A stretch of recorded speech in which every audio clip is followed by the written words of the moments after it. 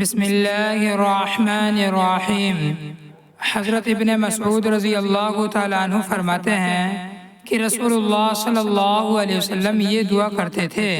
یا اللہ، آپ نے میرے جسم کی ظاہری بناوٹ اچھی بنائی ہے، میرے اخلاق بھی اچھے کر دیجئے۔ حضرت ابو ہریرہ رضی اللہ تعالیٰ عنہ روایت کرتے ہیں کہ رسول اللہ صلی اللہ علیہ وسلم نے ارشاد فرمایا، جو شخص مسلمان کی بیچی یا خریدی ہوئی چیز کی واپسی پر راضی ہو جاتا ہے، اللہ تعالیٰ اس کی لغزش کو معاف فرما دیتا ہے۔ حضرت ابو ہریرہ رضی اللہ تعالیٰ عنہ سے روایت ہے کہ رسول اللہ صلی اللہ علیہ وسلم نے ارشاد فرمایا، جو مسلمان کی لغزش کو معاف کرے،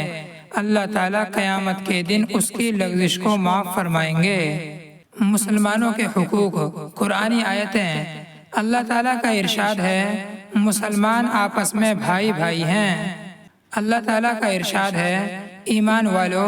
نہ تو مردوں کو مردوں پر ہنسنا چاہیے، شاید کہ جن پر ہنسا جاتا ہے وہ ان ہنسنے والوں سے اللہ تعالیٰ کے نزدیک بہتر ہوں،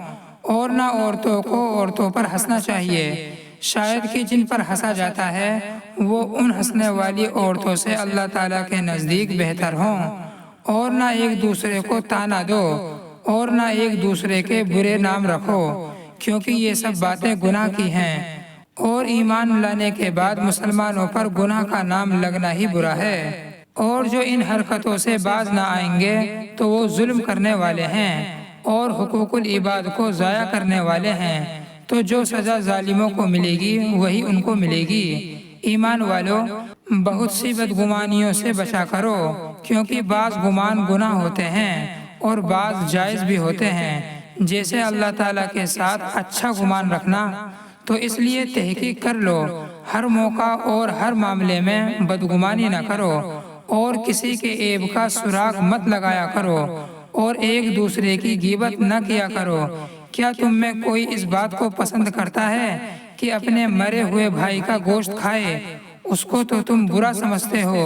اور اللہ تعالیٰ سے ڈرتے رہو اور توبہ کر لو، بے شک اللہ تعالیٰ بڑے معاف کرنے والے